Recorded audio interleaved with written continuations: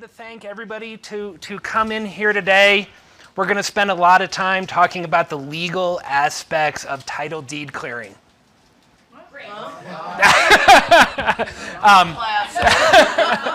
No, I'm the market stats guy. I'm a statistician, been doing it for a very long time. We stumbled into real estate market stats, 10 years ago now? And we have been providing market stats to the real estate industry. What's my name? I'm Ed. Thank you. This is Amy. And we own Domus Analytics. So we are based in Reno, Nevada, right outside of Lake Tahoe. So we were driving in last night going, okay, I like this. Mountains, this works for me. Confession, I have never skied in Colorado. I know. But I try to make up for it with Lake Tahoe time. So anyways, what we are doing here today is Vail Board of Realtors has recently bought Domus Analytics for you guys to use and get a view of your market stats.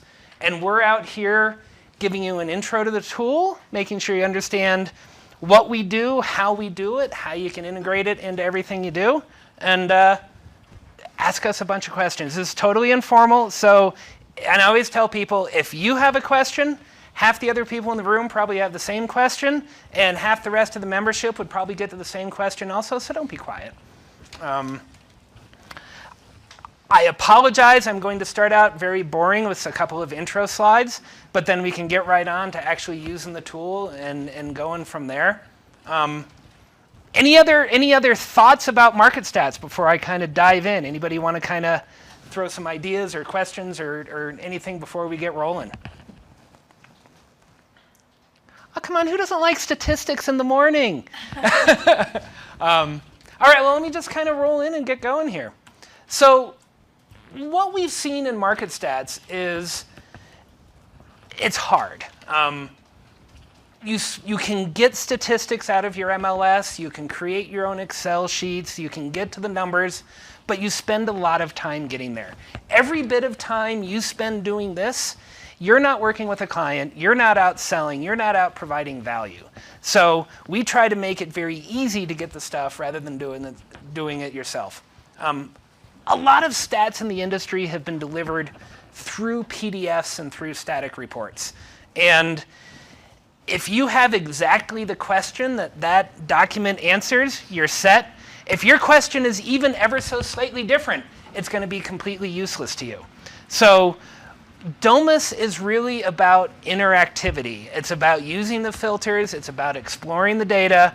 And we're going to keep coming back to you go through all of that. And it's that flexibility of the reports. I was driving in last night. I was very aware, I think might be the right word.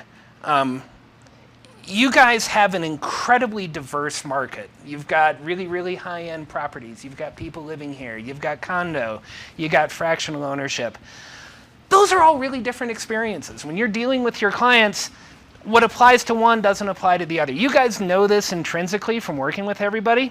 The stats tool will be able to bring that forward because you'll be able to dig into not only the local areas, the local property types. We brought in subdivisions so you can dig into specifics like that. So I think that'll be really interesting when you get there. In terms of Domus, the tool itself, we had 4 goals when we brought it to life. One is to make it very, very easy to use. There's a phrase in Silicon Valley that every time you make a user make a decision, you lose 50% of the engagement. And whenever we see tools that pop up and say, here's a whole screen of buttons you need to press, just fill it out and you can get your chart, every time somebody has to fill in a button, you've lost 50% of your people. So we've made it very, very easy to use. We've made it comprehensive. We want to be one-stop shopping. Hopefully there's everything in there you need. If there's something that you want to get to that's not, tell Mike. Mike will tell us and we'll fix it. Interactive, and I'll spend a lot of time talking about that. And flexibility is really about customization and bringing it forward uniquely for the Vail market. So we'll talk a lot about what we did there. A lot of property types we brought in, so you've got access to that data. So again, that's just kind of my intro. I know a lot of you haven't really seen what Domus is, so that's kind of the goals we tried to solve. So this is actually my real training presentation that we just switched into. And this gets into, this is why I didn't introduce myself, because I've got a whole intro slide. So who am I? I got 2 degrees in engineering statistics from Virginia and Stanford, so I was really excited watching basketball. So we were all up late doing the Wahoo UVA thing. So I have been doing this stuff since the late 80s and the early 90s, and I joke that back when the Pentium 1 was a fast CPU, but it's true. I've done 3 Silicon Valley IPOs, spent some time in the Valley, and have learned software development and deployment from down there. So we've got a Silicon Valley mindset on how we bring this to life. And we own Domus Analytics. So this is what we're bringing forward, and we own every corner of it. Amy and I built every line of code. We didn't hire somebody else to go do it, so we know what it is and how it does it. Where else are you working? What other estate markets in the country? We're in about 10 markets right now. Got a couple active demos for even a few more of it. We were teasing, last week, we're just launching the Palm Beach Board of Realtors, and we were joking that they were the Vale of the beach. They were joking that you guys were the Palm Beach of the mountains. So we were having fun with that. We recently launched with my board in Indianapolis.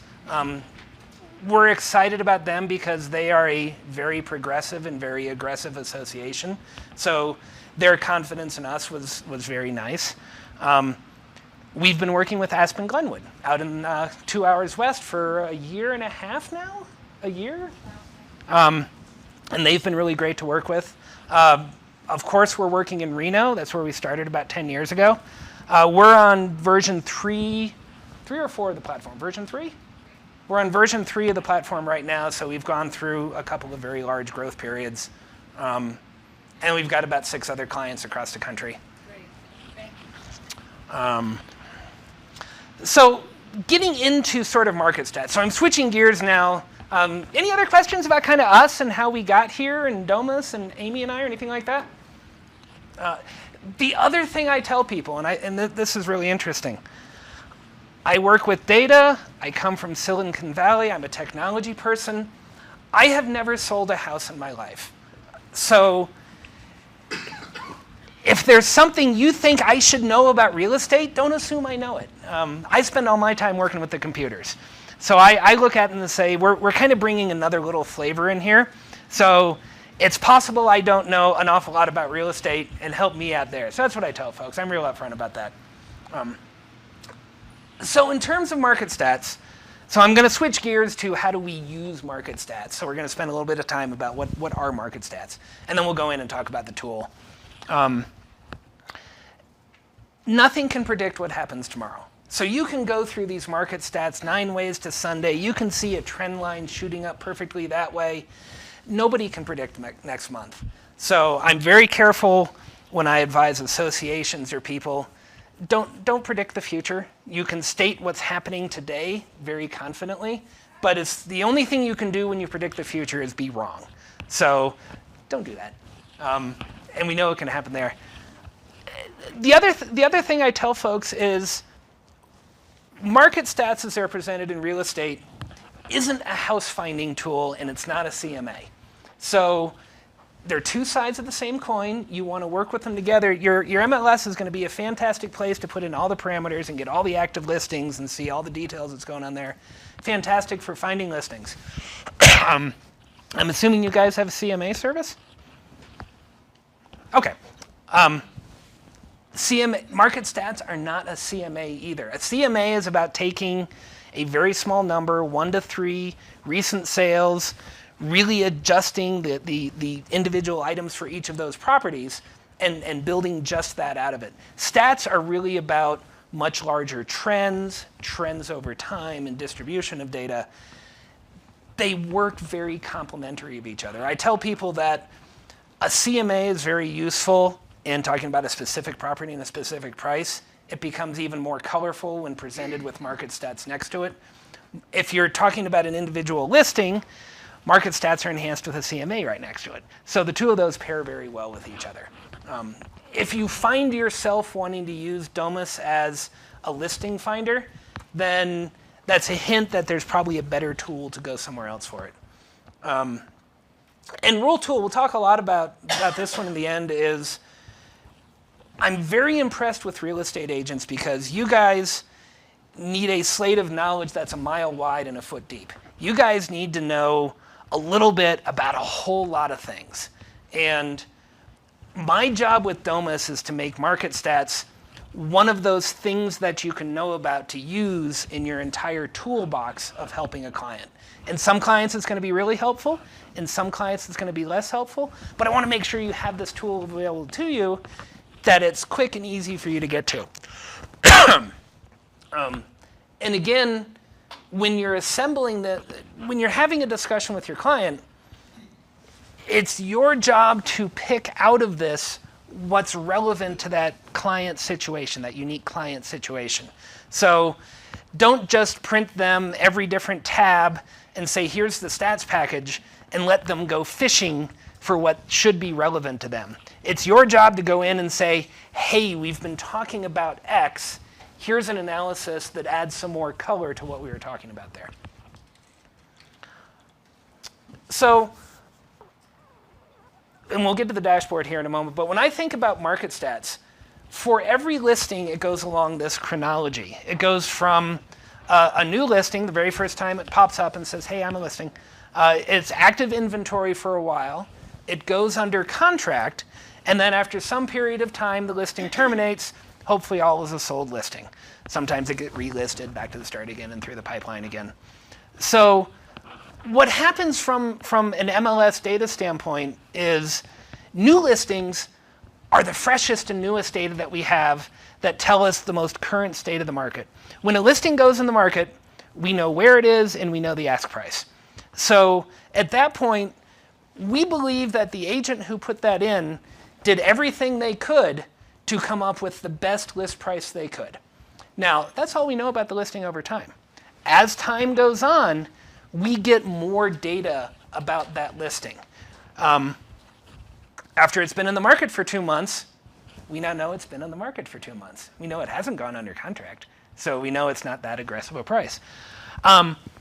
Then it goes under contract, and then eventually it gets sold. Once it gets sold, we know the closing price, we know the days on market, we know the amount of time it took to get to a contract, we know everything about it at that point. So we've got this tug and pull between what's new without a lot of information about the listing, and then whatever your listings time are, 1 to 6 months later, we get a lot more resolution about it. So I want you to tuck into the back there that everything we know about sold listings is already a couple of months stale compared to everything we know about new listings. So think about that chronologically.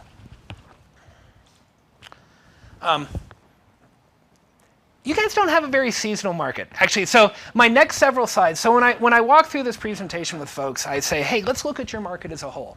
And when I wrote this presentation on the Vail market, I discovered a couple of things about the Vail market that you guys, I'm sure, all know really well. Your volume doesn't change much over time. Your prices don't change much over time. The best I could find in seasonality is you have a little bit of inventory situation. I'm going to assume that everybody likes their ski cabins, and come fall, the market gets really hot, and come spring, everybody decides to hold off until the fall again. So that's kind of what I saw right out here in the data. So think about seasonality, and when I'm in other markets, I can pull up seasonality of number of listings, I can pull up seasonality of pricing, surprisingly.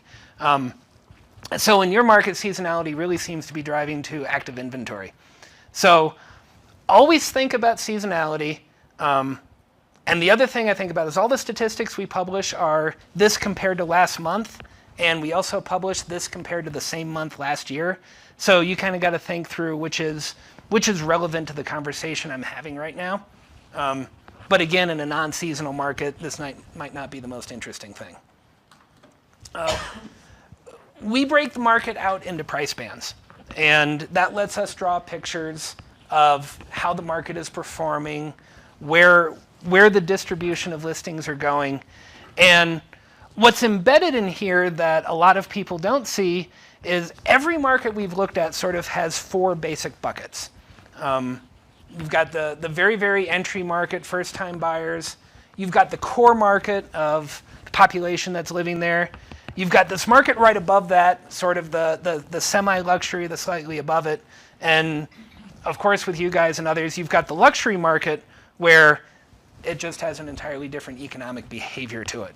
I have yet to find a market that doesn't follow this pattern. So when you think about price buckets, think about including a couple of them together so you kind of get that behavior in there. When you're doing a house finder, so here's another really important tip.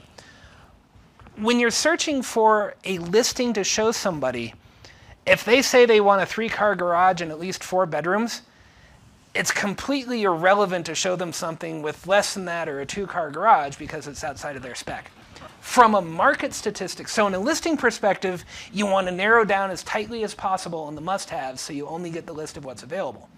On a market stats perspective, especially in the smaller market with you guys, you want to have as much information in there as possible. So not only do you want all the parameters of everything that they're looking at, but you want a couple of lines outside of that in either case because economically they're all going to move the same together. So you always want to put more data into it to draw a more complete picture.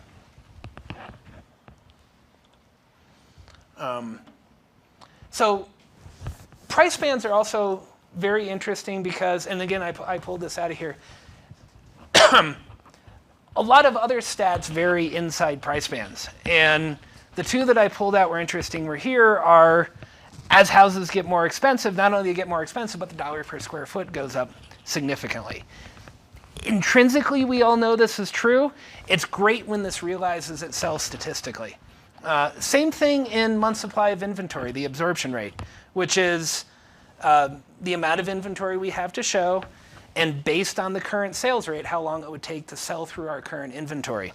So you can see on this chart, and again, this is Vail data, and you can see a little bit of smallness there, but the more expensive the house, the longer it's going to sit on the market and the longer it's going to take to sell through. This will also show up on days to contract and overall time, whatever metric you guys call from listing to close date. It's days to market and days in escrow. The reason I stumble over that is a lot of groups call days on market both listing date to escrow date and listing date to contract date. So the same definition is used across the industry. But anyways, this is really helpful when you're dealing with clients because you can come in and say, hey, you know, if you were a lower end, or since you're a lower end listing, we're going to have a lot more activity and likely sell more quickly. Since you're a more expensive listing, this is going to take a lot more time, and you know we need to put a little more effort into the listing. The reason I'm saying a lot of this is you can use statistics as sort of this third-party bad guy when you want to break bad news to your client. Use Domus as sort of this independent third-party factual tool so that you're not necessarily the bearer of bad news. You're sort of partnering with the client saying, hey, you know, here's something we need to be aware of and working through. And you can actually use the tool to help communicate that.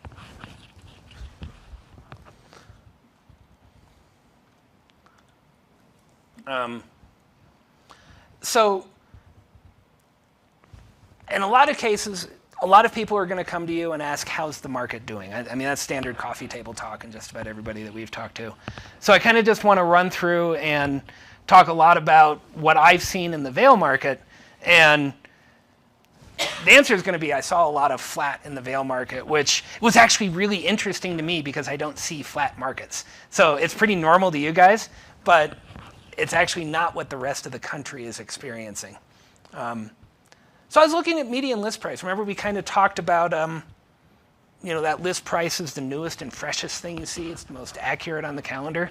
And when I looked at this particular chart,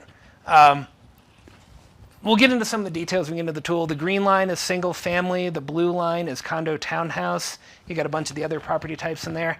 And I'll show you how all that works in the tool. Anyways, when I popped at this tool, the first thing I saw was, hey, it looks like every fall you get this big spike in median list prices.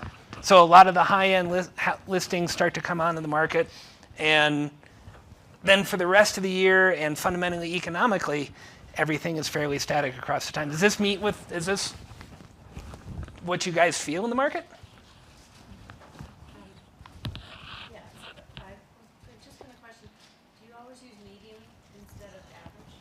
Yes, we do. So statistically, and you guys will feel this in your market a lot. Let's see if I have an easy way to draw this.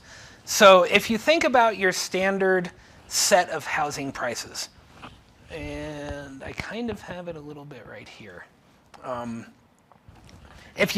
So kind of ignore this slightly tall bar right here, but basically you've got a peak here and then a very long tail of prices. Median and average are statistical measures of location meant to tell you kind of where the middle of something is. You're supposed to describe where the middle is. Now, average as a function works really well when your distributions are equal to the left and right, but housing doesn't work like that because everybody's got a low end of the housing price and we've got this really long tail of expensive houses. Average, because of this long tail, if you look at this chart and say, where's the bulk of the activity happening? It's sort of right around here. Because remember, we're ignoring that tall bar. It's sort of right around here. Average would tell you the middle of the market is right around here. And if we sold one $30 million property, for that single month, average would pop over here and then pop back. So because of real estate, and because of this long tail, and because of the occasional really expensive listing, average will not be stable, and it will actually overestimate where the middle of the market is. Sure. No, that's hard to plug in. Okay. I can walk around. Yeah, walk around, show that chart. Didn't bring this flyer, so this is what the average is the distribution. You're paying an average specific neighborhood like the golf course. Mhm. Vale Village. You know, and you're just doing single family homes. But when you start adding the Vale, meaning Vale Village, Uh-huh. For asking a question, you get a pin. Oh, the pin says the mathematical formula for average, so that's V greater than average. anybody can read that? Because we're the math geeks.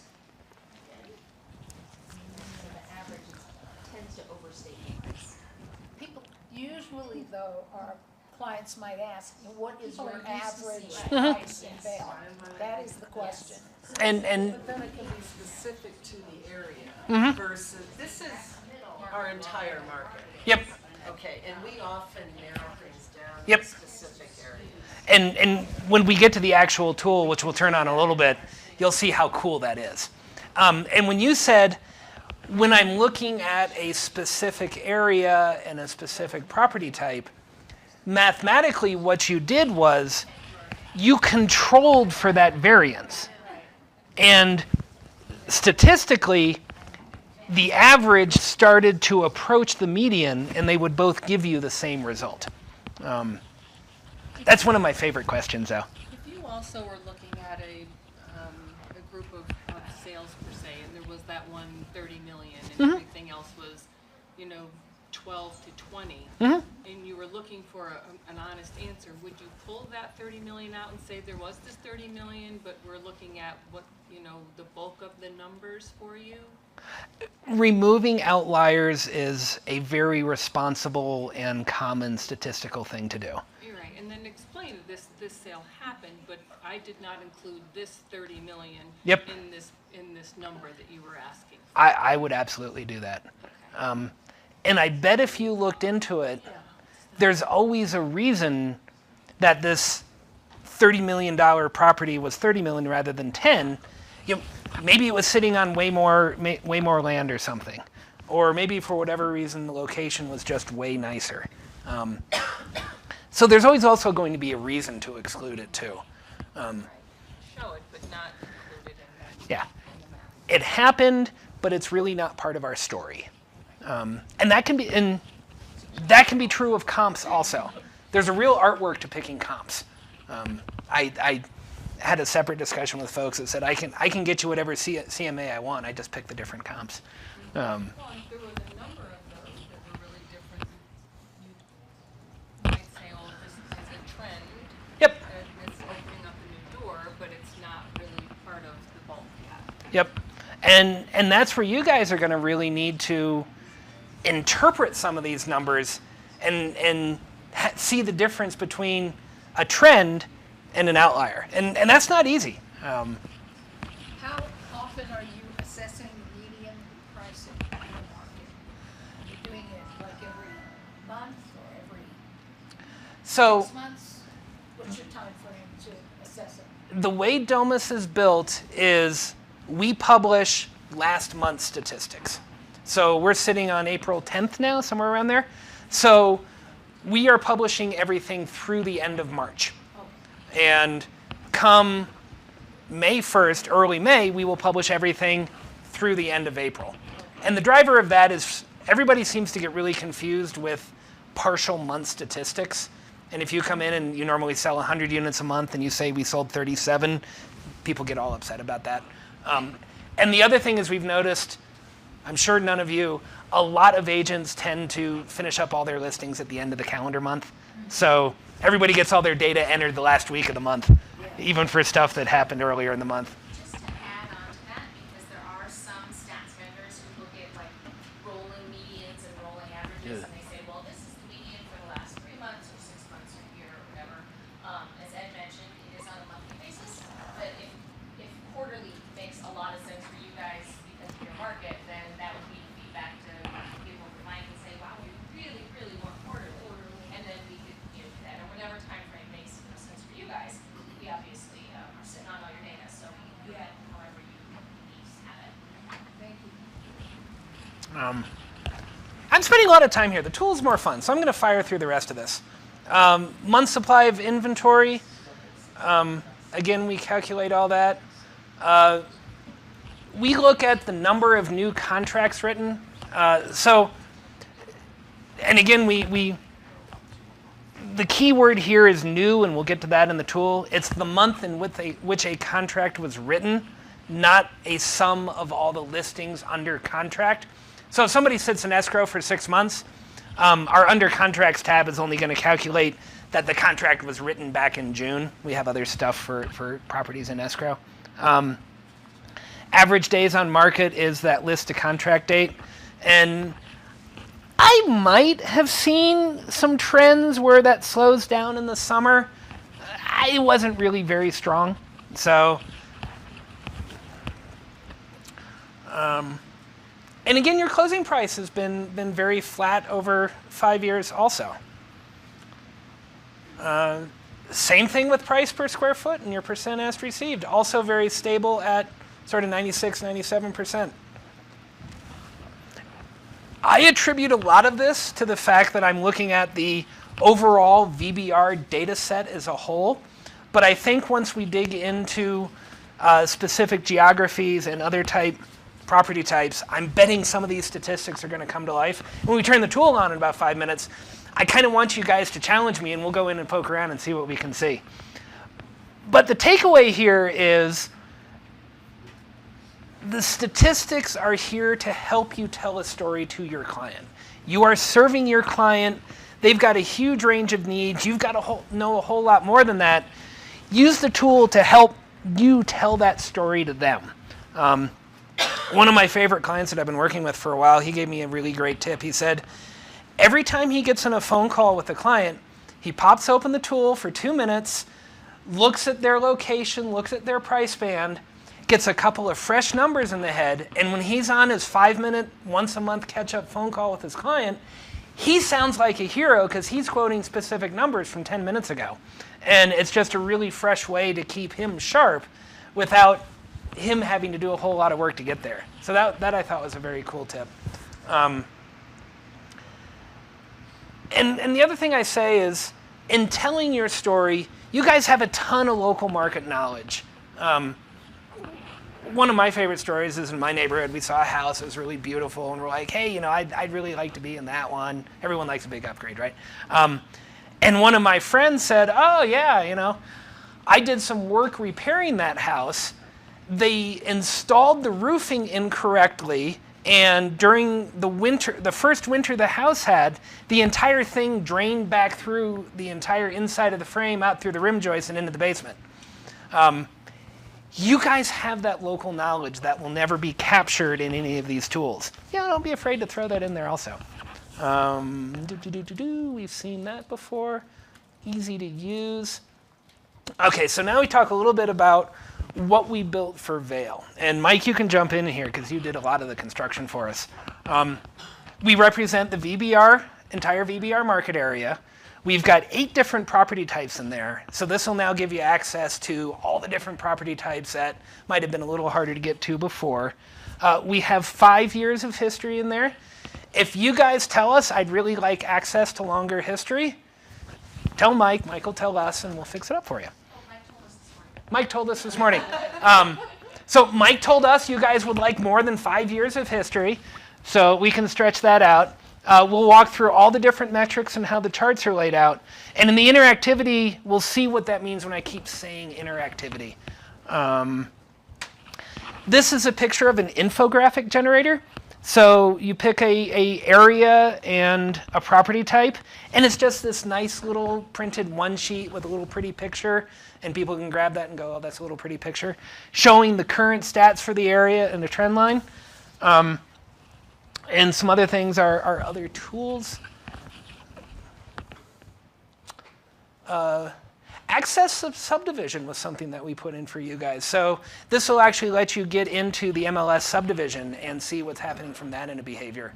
In the construction phase, that turned out something that was helpful but not easy to get to. So that's in the deployment. And because you guys have very unique economics, you guys have custom price banding, custom square foot sizes, custom lot sizes. So we looked at the Vail data to try to make that as relevant as possible. So filtering is the real power of Domus. And when I don't have the demo, I come in here and talk a lot about here's how to filter to get into it, but we'll just show you in the tool. Everything you see you can export. This is all for you to use. It's all licensed for you to use. It's your data, your charts, and your tool. It's provided by VBR. It's yours. Go for it. One of my favorite features, and we'll see this in a minute, is any chart that you see, you can click once on it, and it will actually show you what listings that makes up in the calculation. So if you see something that looks funny, you can click on it and learn a little something. If it's an error, tell Mike and he'll tell us. You've seen a lot of that pattern there. But actually, remember that statistics are made up of listings. They're not this weird third-party independent things. They're generated from listings themselves.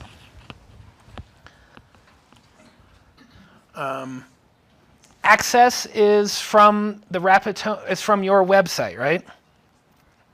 Okay, so Mike will communicate where access is. We have web sessions for online training, so you can go in and see more training. If you have questions, contact us and we will get you an answer. Domus University is our training. And again, just ask. We want you to be successful using it. So if you have a question and you get stumped, rather than stay stumped, just reach out and we'll push you in the right direction. Our effective users aren't shy about asking us. Where are the training videos? Are they on the site? Yeah. You can just go through them and They are directly available from the site. So when you go to the launch of the tool, which is on the website, right? It's on VBR.net, members homepage. There you go. So when you go to, and we can do the play at home game right now too. So when you go to the VBR.net homepage and you log in, there will be a link that'll take you to the tool, and it will launch this. So it'll bring you right into this dashboard. So that was kind of my intro, and I'm going to switch to the tool. Any other comments before I switch gears here again, or should we just dig right in? I'm seeing nods for digging right in. Okay, so the tool itself is built like an Excel workbook, and everything across the top is a different tab, and you can just tab through and see all your different concepts. You're brought up to the intro tab right here, which is a little soft landing that says, hey, welcome to the tool. We've got a little 5-minute intro video here, which for people who aren't in training, gives them that nice little notion of, hey, here's kind of the scope of everything that it does. All of this, we talk about tabs and everything it does. Domus University, that's our click out to the training section. So It is a collection of 30-second to 2-minute videos if you're trying to do one little specific task. I get annoyed when I try to answer one question and I'm given like a 37-minute YouTube thing. I'm not going to search through it. So we've tried very hard to break every little chunk into this one tiny little thing. It's presented in both video format and document format. Some people learn by watching, some people learn by reading. They say the same thing, so whichever works best for you, just pick it and go with it. All of our training material comes from people asking questions. So if you ask a question and it was something you couldn't figure out, it'll end up appearing onto the training section because we assume other people have that same training. So let's scroll through and look at a bunch of the different tabs and see how all of this works out. So the very first tab is our very high-level summary. And this pulls one metric from the summary metric from all of the other different tabs. And we can look at this and say, for the entire service area, because we don't have any filters selected, for March, we sold 113 units. And we know the prior month, which was February 2019, we're up 22.8%. And for the same month prior year, which March 2018, for the same month prior year, we're down 14.4%. So when you see this little metric, it's that thing that just rolls off your tongue. Here's the fact. Here's how it compares to last month. Here's how it compares to the same month prior year. And that's what we repeat through this entire front page. We've got the major stats up top here. So the units sold, median sold price, our new listings. Average price per square foot. Since we talked a bit about median and average, median has that really long tail and the ultra big outliers, or sold prices have the long tail and the ultra long things. Price per square foot turns out to have a very different statistical shape. So average is a fine thing to use for price per square foot. In every market when we deploy, we double check to make sure those are true statements. And for everything that's unique as for Vail, it turned out that was actually normal. Average days on market. So this is all straightforward. 1,380 active units. So we will dig in a little bit and look through each one of these tabs because we actually shift gears a little bit in how things are presented. So when we look at a chart, and I'm gonna clarify see, this is my first use of a filter. So you've got all 8 property types, but to start off, I'm just gonna look at single family and condo. And we're gonna redraw those charts, and then we're gonna come back. We'll come back to the filters here in a minute. So when I'm looking at my very first metric, and to us, the metric is the new listings. The aggregation is count, so we're looking at the number of new listings. I've got my 10-year history. 10-year history? So we've got our 10-year history. Tomorrow it'll be a 10-year history. Next week? We shouldn't promise tomorrow. Okay, next week it'll be a 10-year history of what happened with these new listings.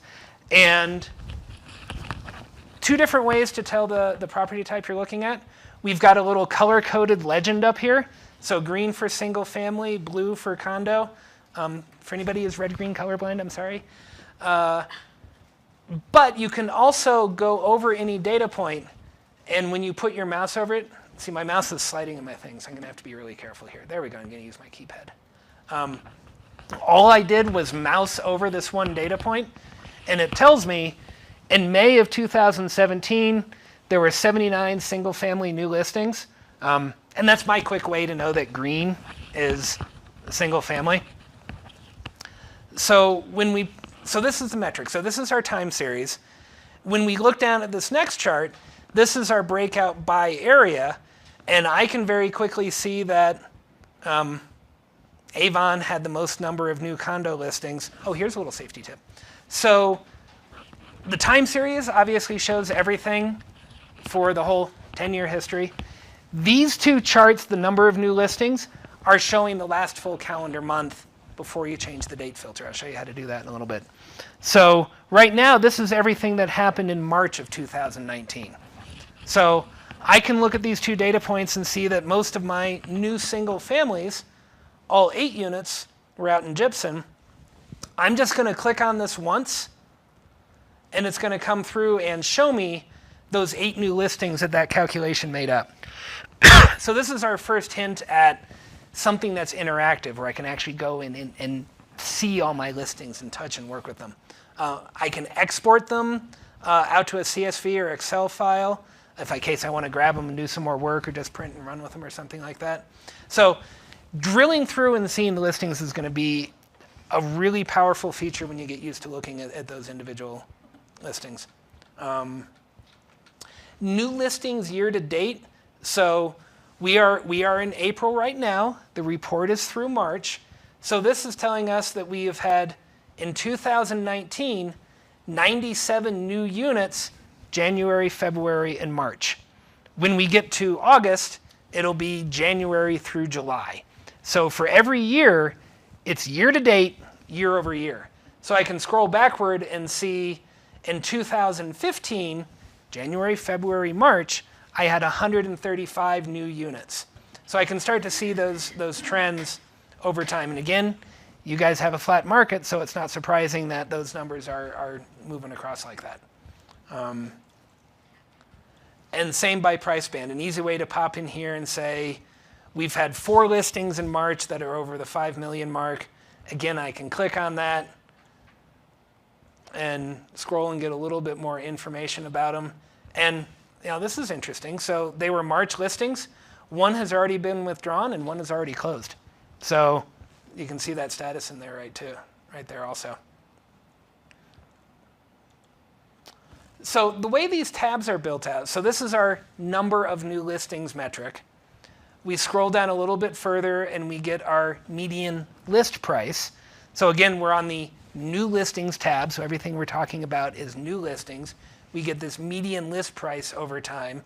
And you can see we've eliminated the median list price by price chart, because that just doesn't make any sense. So we got a little bit more space for our area.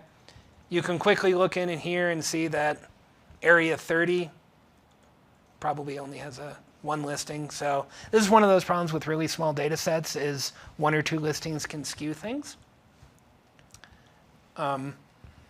Every tab has a map down in here, and the maps are interactive, so I can scroll in and click around and see where they are presenting on the chart.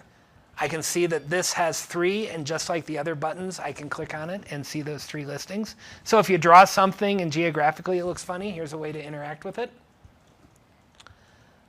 So the remainder of the tabs are built in all the same way.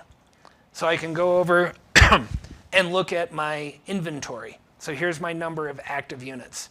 And I just calculated a 10-year history of my total inventory. And this is inventory of last month, and a calculation of the active inventory. And again, it peeks out on a map. So it's got the same thing. Under contract is going to be the same layout. You can start to see where the contract activity is going. So you've got a listing of where were all the new contracts written. And this is one of my favorite stats. How long from list to contract date were things taking? So some clients are statisticians and they like all the numbers. And then you get your engineer or your finance person and they want to see that. Other people don't want to see all of it. Part of this can we email to buyers and sellers? My understanding is all of this is yours to use in whatever way you choose. Anything you choose to share is entirely what you would choose to share on MLS Data.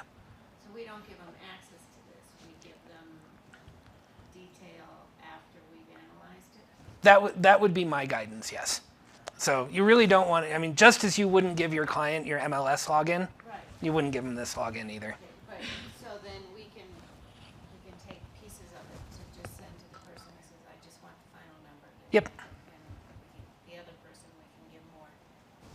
Yep, and that's where you kind of really need to know your client. If you're ending up dealing with somebody like me, then you can end up getting that full set of the 12 listings in the past 3 months for exactly what they're looking at, and just exporting all the listings and say, here you go. Because I'm going to look at them, and then I'm going to go look up every listing and go check everything. Oh, you've worked with me before, haven't you? So we can, let's say we want to print some of this. Sure. And put it in a presentation. Yep. Does it print all 4 charts? Can you pick and choose which chart? There are about 3 different ways to pull things out of it. So if you want a particular chart, you can. I don't need you. Where are you? If you want a particular chart, you mouse over it and you get to this little picture of a page with a down arrow, and that means export. So I can click this. I can generate a PNG image if I just want to paste it into an email or a PowerPoint presentation or a Word document, whatever way you communicate with your client. You can make a PDF out of it. If you want to calculate, if you want to send the calculated results, you can create an Excel chart out of it, and we'll actually give you, we can show it to you. It'll actually give you the calculation results if you want to send them the answers in tabular form. You can send the whole tab. So this bottom button that says export will send, so let's take a peek at this. We'll send the PDF here. This will create the whole PDF, and it'll drop it down to my downloads folder. And oddly enough, this is actually the hardest question we get in support. Where did you download my file? And the answer is wherever your browser chose to download it to. Thankfully, in the last couple of years, most everything goes to your Windows download folder. Mac has a downloads folder also. 1 in every 10 support phone calls, somebody has changed it to this really obscure location and nobody can find it, so that's really fun. So this will download a little PDF there, and this will be, I'm going to zoom out so you can see it. This is actually the whole tab all in one spot. So that, if that's what you're choosing to share with somebody, then that works. Otherwise, you can go to individual charts. Yep. And print those, and they, wow. And my quick and dirty trick is I just go to Windows Snipper. I hit new, and I just drag along like this, and then I've got it in like that. But then that's not interactive, like they can't hover over, that's just like a screenshot. Correct. So after you've done the filtering and after you've done it for that, you're then communicating the results to them. The interactivity is just for you guys. Okay, that's, They can't be interactive. that's helpful. Correct. Clients. Okay, are you able to filter, let's say you've got somebody in Eagle Vale, Mm-hmm. and they just want information on single-family homes in Eagle Vale in this price range and this size. Can you filter or report to that person? Did you pay her for the segue to the next section? Yeah. Did you slip her a note? Any other questions in sort of exporting before we switch gears to filtering? Can you customize this if you're not using certain pages and filters and maps so that in their settings you go, this is the way I want to see this going forward? Unfortunately, no. Right now, it's a one-size-fits-all. You can't save a search. Correct. Like save a filtered search. You can't save it. Not now. We can't now. Okay. That would be great to have. I know.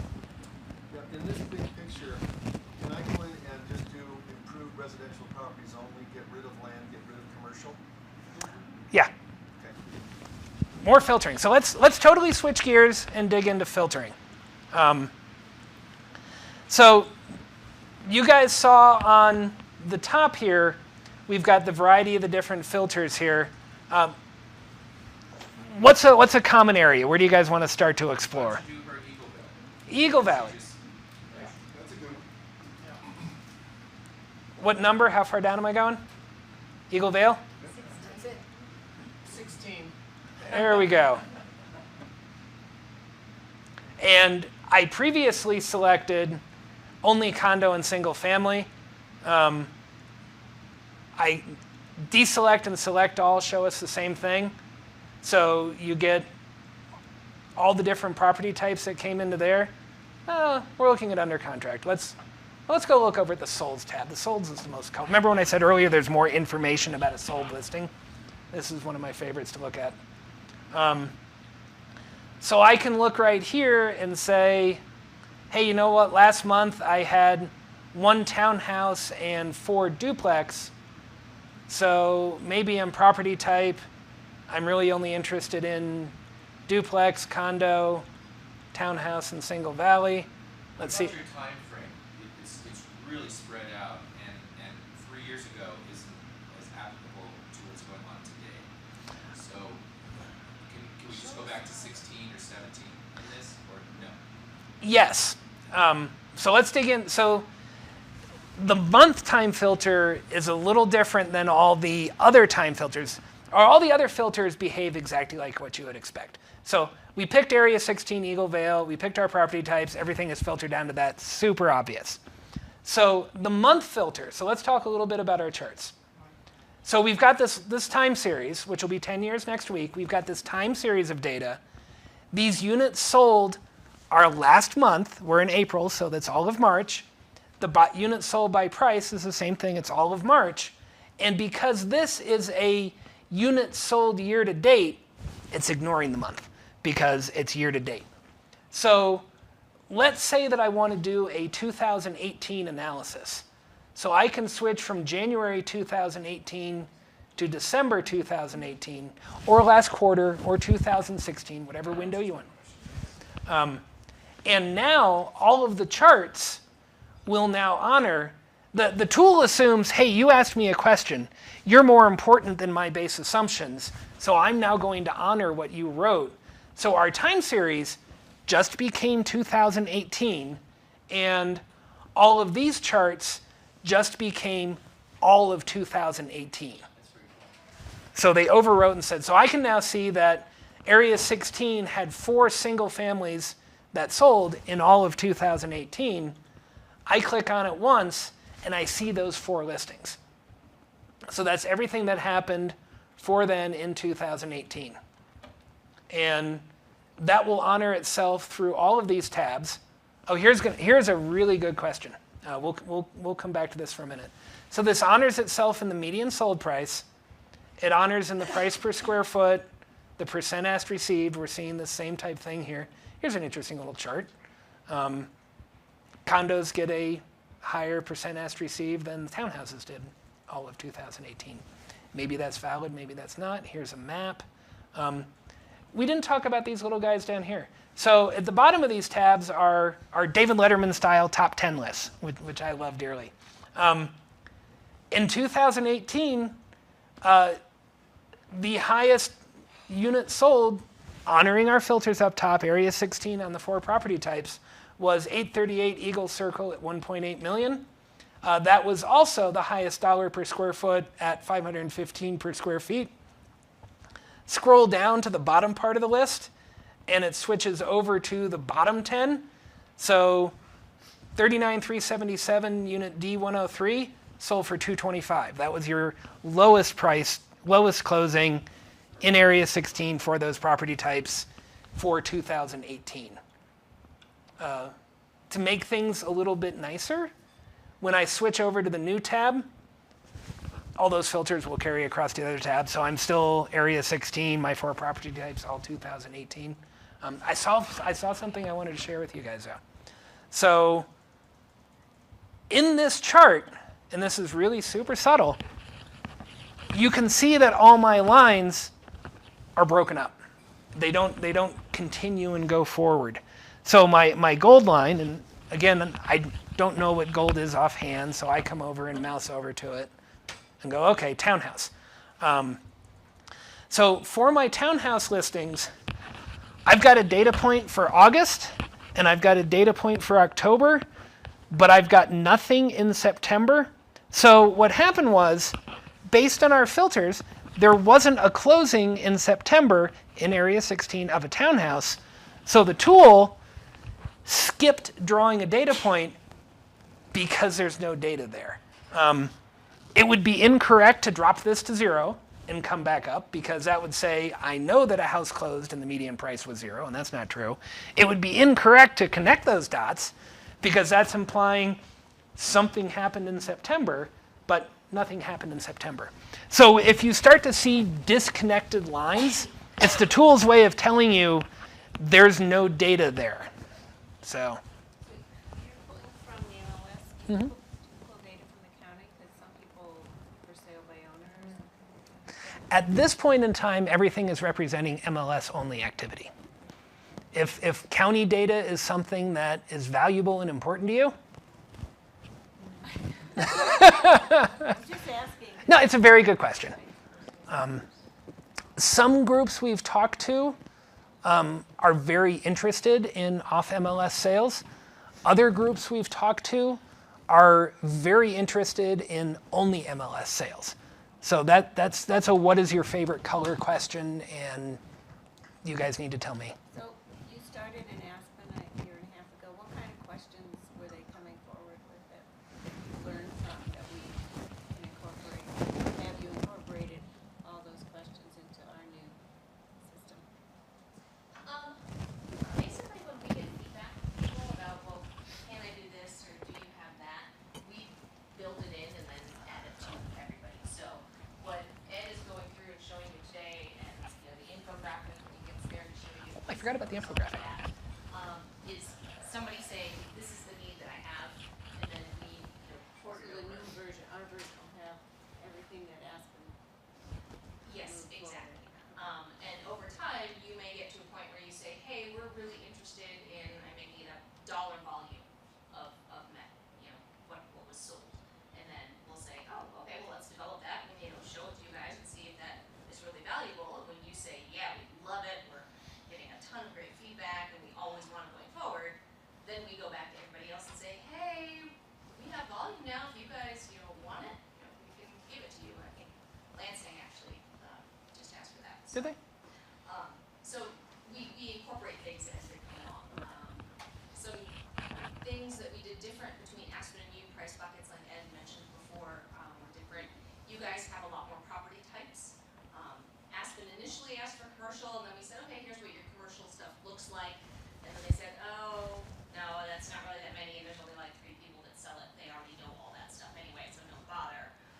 But we put it in for you. So basically, any feedback we get gets incorporated, and that's why we love coming out here and talking to people and getting that feedback. So questions and things you have, just filter it all through Mike, and he gives us the blessing and says, yeah, go ahead and do it. Then it appears in the tool here. So this is constantly evolving. It's not just, here's your tool, bye, see you when your contract's up. We work ongoing, so you will always be seeing new things going on and being added to this as we go.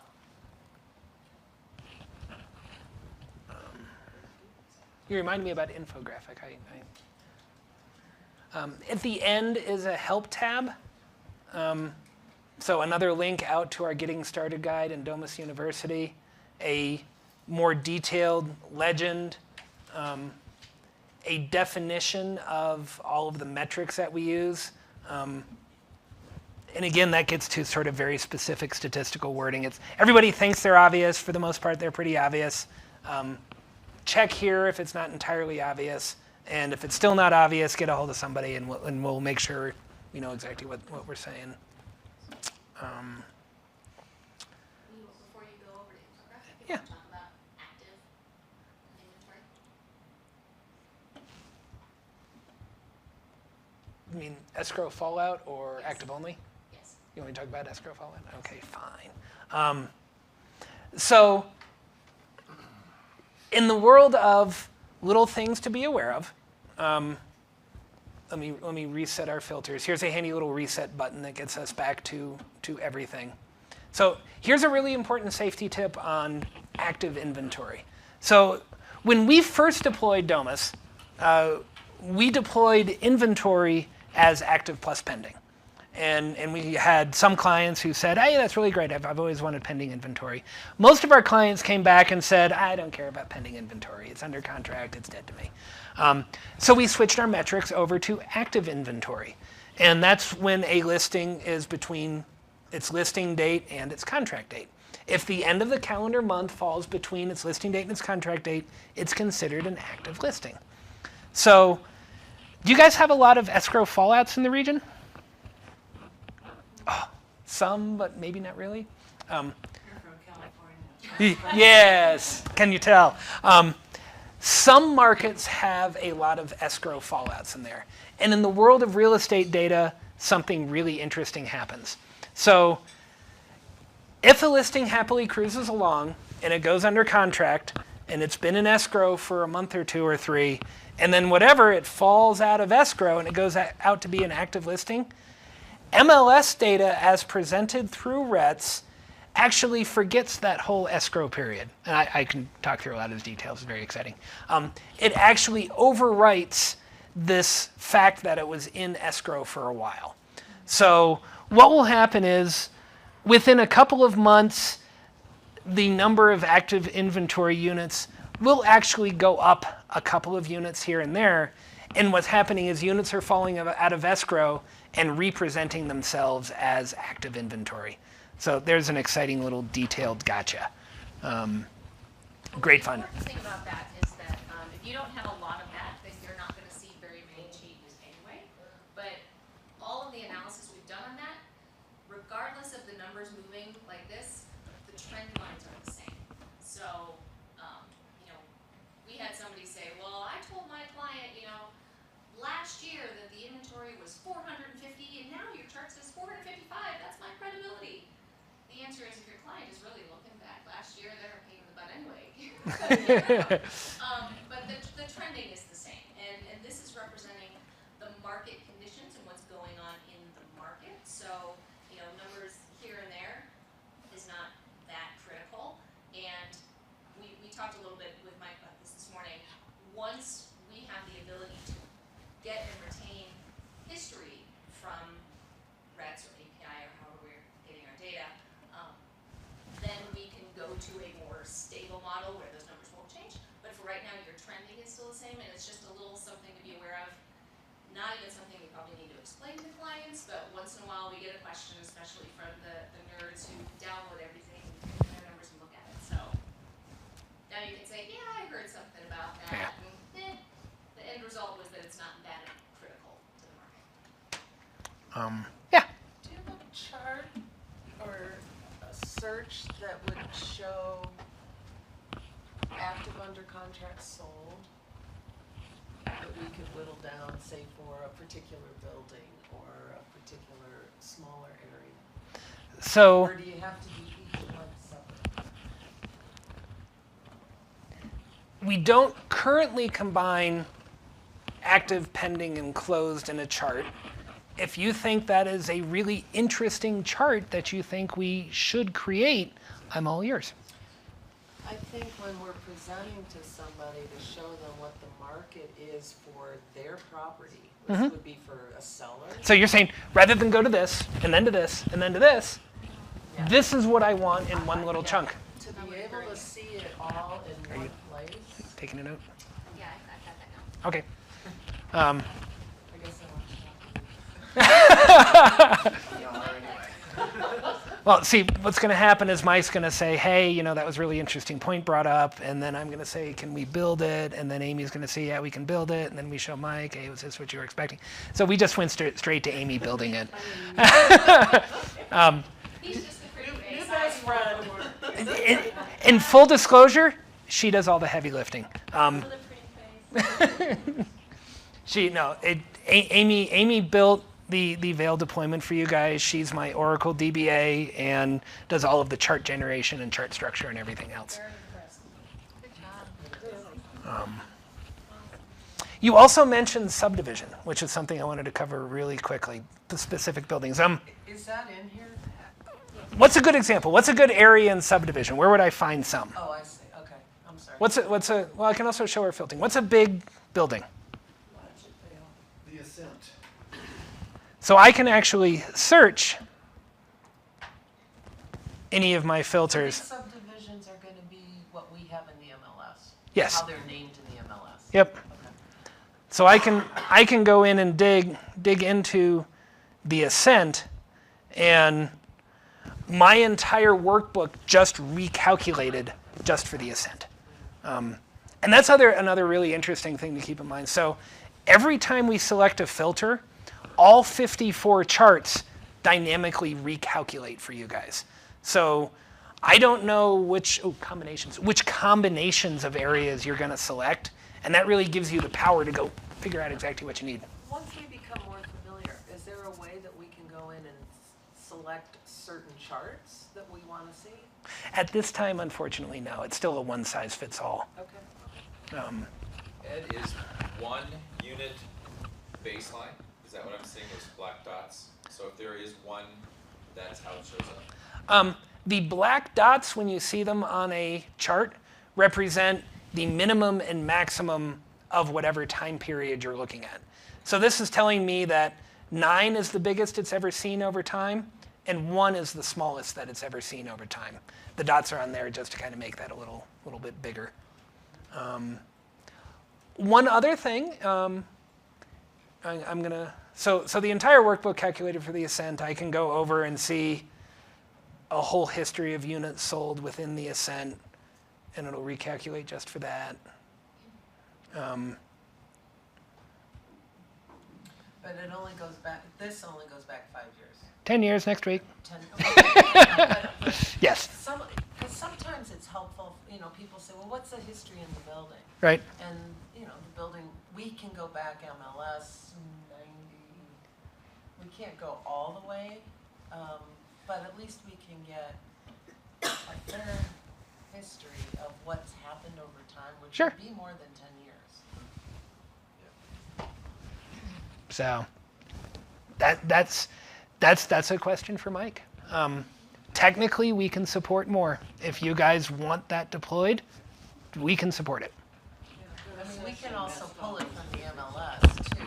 It's just the continuity of using your graphs and having everything look the same. Right. And connect with each other is nice. What most guidance we get from people is they don't want to go back beyond the bubble period. And they say the bubble represented a different world of economics. It presents really crazy pictures. Once they show it, the entire conversation talks about the bubble, and that's now 10 years ago. So most people kind of want to go back to just there and not much further. I still have a couple of other things to cover. Infographic, I was going to do mini slideshow mode too. So we also have a little infographic. So I'm on the intro tab, and I've got a little market infographic button. I clicked on this, and it brings up a sheet here that says, and this is much simpler, what property type and what city do you want to be in? And I click in my infographic tab, and it tells me for condos in Vail for March 2019, here are the top 6 stats. Here is a 3-year trend line. And this was designed to be printed on an 8.5 by 11 high-res sheet of paper. So spin 30 of these off, run to Costco, print it out at your fancy color printer at the office, and you've got a nice little takeaway. Open house was the use case. Again, to print that process is, you just click on print. The export button down here. So that will actually print the whole tab. Whether or not you want to put the date in there is your call. And it's a high-res graphic under there, so it'll actually look really pretty when you print it out. Is there a way to customize that? Only by city and property type. Can you brand it? Brand it, I guess. Can you put our name on it instead of? No, we can't. Well, not within this. Right. So when you export it, and the little export button, if you export it as an image, if you have like a template, PDF, whatever, already available with your name, logo, and address and everything, yeah, just paste this image right there, copy paste, there you go. If you guys want us to put a little white space up in the corner that you can paste your own image there with your name and your brokerage and everything else, then we can adjust that to give you a little open space to put that in there. All development requests go to this side of the room. So can you do it just by city? So you can do like Vale, Avon, Edwards, or can you do by subdivision? This one is just by city. If you want different functionality, we would love to hear it. So during the deployment configuration phase, it came up as this is going to be most tangible to the public rather than the MLS areas, which you guys all know, which the public won't. So a lot of our data information, people say, well, what happened this ski season? So it would be last quarter, this quarter. Is this just March? Is this just? It currently shows for this month versus last month. Some groups prefer this, month versus the prior month, the same month last year. So we can, change that, but it is this month that we're on right now. This is March. We're in April. This is March. If you wanted to do a quarterly summary. Then that would be an enhancement we would do for you guys. It's just interesting. It says like the median. Like, so if I just came to Vale and I picked this up, it says the median sold price is 1.65. Mm-hmm. Okay, and I'm gonna think, gosh, if that's the median, I just can't afford to buy a place here. But that's that just true? Vail. Gotta say, I kind of want a condo in Vail too. And so that's not really representative of real estate in Vale. Can you search by, do it by It's the price? town of Vail. You can then do Eagle But Vail. even in the town of Vale, there's plenty of stuff in the town of Vale, West Vale, that's, If you scroll down farther, that's actually written at the bottom, so you don't have to. Yeah, I'm just saying, Yeah. this doesn't want No, I to know what make you're me saying. buy a place. That's- We're giving this information out to people. Well, you don't have to give that information, that's the beauty of it. Right, but it would be helpful to give something else But you out. could like a customize. range that might be, make people want to buy something. Can you put in a price range or things that have sold under 500,000? In this version of the infographic, it's just these two things. Okay. If you guys want additional filters and you have a need for it, then yeah, we can. This can all be customized.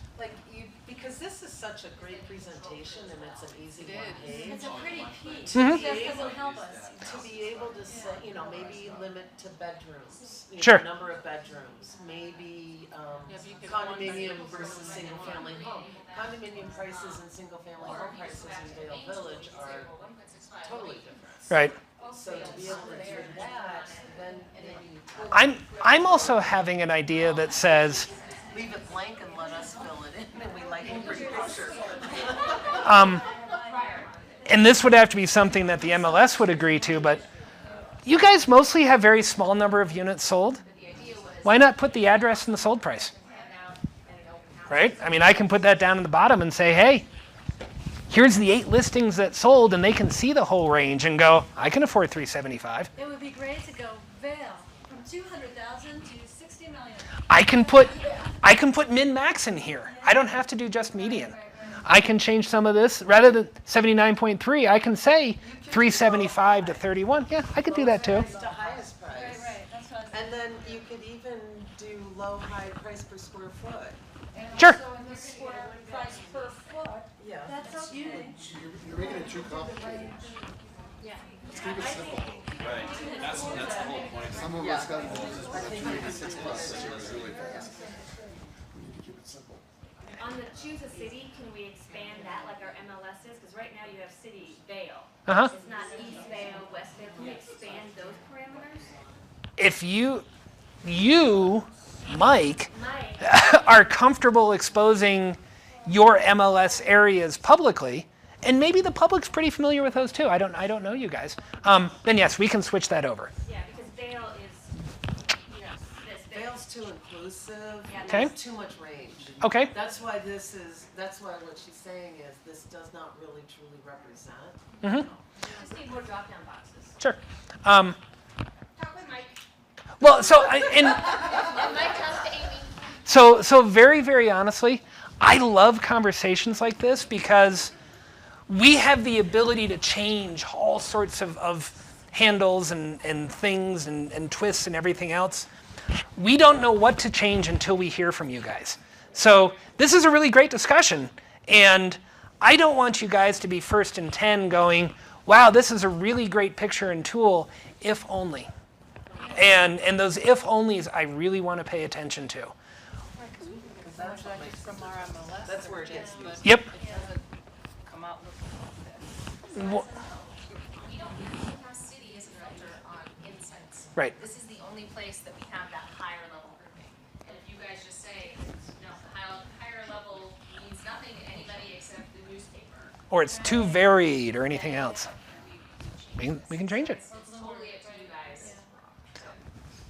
What we've noticed, our most successful Domus customers help us close that last first and 10 of if only. The ones who are really successful with Domus keep giving us all that feedback. And we tweak here and we shift there and we move this way and everything else. And this is going to come out wrong. So, preface of that. We love pain in the butt agents. Because they're the ones that are going to pick and poke at us and go, well, this didn't work, and this is better, and this is what we need. And those are the ones that in the beginning, they tend to be, very skeptical. I'm like, well, this can't just go away. I have other things to do. I'm busy. But in the end, they are the biggest proponents of this tool. And they're the power users, and they're the ones that know how to do it because they've been bugging us so much to get it to work for them that then they know it, and it's good, and it's effective. So please, be a pain in the butt. We want you to. Mike's like, be quiet. But we love the feedback, honestly. That's how we, at least half of our product is probably from feedback that we've gotten from people that we work with over time.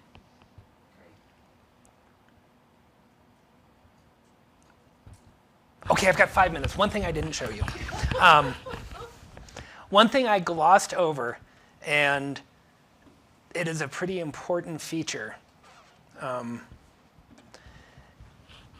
Again, kind of harping on that whole interactivity thing. All the filters, you can actually multi-select. So I can come through here and put these together, and it will add all that together and create a separate report. It's not just pick one, it's pick a bunch, and that goes with price ranges and all that other type stuff. So you can actually add all this together. And this gets back to, I don't know your geography, I don't know your price bands. So you guys are going to need to kind of put that together and say, and I'm making something up, my client really wants to live in a golf course. So I need to pick the 4 areas that are golf course related. And you can do that through here. So those can't be, that filter doesn't work for the infographic that we were just on. The infographic, and that's what actually made me think of it. The infographic is actually radio button pick one. Because that's what needs to be on the infographic if it's possible. I think that would solve everybody's problem. Okay, I mean we'll work on that. The beauty of it is it's really simple. You just need that kind of a search filter. Just to fine tune it. Yep. And the other and this happened because sessions last for 1 hour after you click the link off the website. So we've been talking for more than an hour than I first clicked this. Got kicked off. And it just kicked us out after an So hour. how do you, Just go back to the link and click it again. okay, just a refresh? Maybe. Maybe not. I don't know if, let's find out if a refresh works. And on that infographic, I still think a price range, low to high, would be much more, I mean, if we're trying to use it to get clients to sell real estate to, Right? low to high would be very helpful. Medium prices is gonna scare A little people scary. away. I think that's great feedback. Enough Yeah. information. In a lot of ways, I think low to high might be more interesting than a percentage For change. sure, yeah. It's very tangible to a public. Useful information. Yeah. Yeah, whereas median prices. We are very conscious of the difference between presenting stats publicly and presenting stats to an agent. We have a much higher expectation that agents should understand what these statistics are. but we don't need to force that on the public. So a lot of what we're built says anything we release publicly should be very, very digestible, very summarized. If you want more detail or insight, go talk to your agent. And they've got the ability to answer detailed questions. This maybe this, I'm the only one that doesn't understand this, but it says new listings 17 down 15%. Is that 15% over this time last year? Or 15% this month from the last month? Is that on the mice type? On the bottom, so you don't have to remember it. I had the same exact question. There you go. Okay, good. There you go. All metrics shown change from prior month. Price ranges, is there any way that we can input? Those have to be calculated. So if they don't work for you, we can recalculate it for the entire dashboard. But that's not a user settable field. Okay, Um, I'm just looking at the ranges. we spend a lot of time balancing power versus, or detail versus usability. So every time we make something you can change, it increases complexity. So we're always juggling that. Did I miss anything? If you did, you'll remember it later. and All right. it'll be on it.